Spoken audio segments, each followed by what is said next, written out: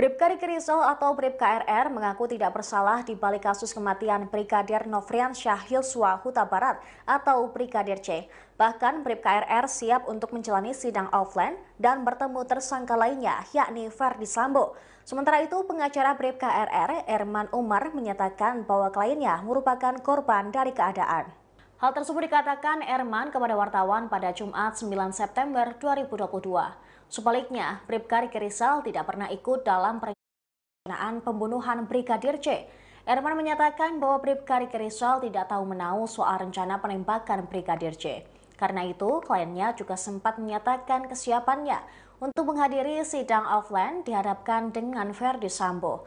Dia juga menyinggung tersangka pembunuhan lainnya yaitu Baradae. Menurut Erman, Baradae takut kepada Sambo yang saat itu jabatannya lebih tinggi. Ferdi Sambo berpangkat Irjen, sedangkan Baradae berasal dari Brimob. Erman menambahkan bahwa Bribka Riki Rizal juga pasrah jika nantinya harus dipecat dari institusi Polri. Namun yang pasti, dia bakal mengajukan banding lantaran tidak sepenuhnya bersalah.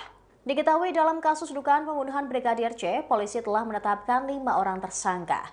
Mereka ialah mantan Kadif Propam Polri Ferdi Sambo bersama istrinya Putri Chandrawati. Selain itu, ada 2 ajudannya, yakni Bribka RR dan Baradae, serta asisten rumah tangganya, Kuat Ma'ruf.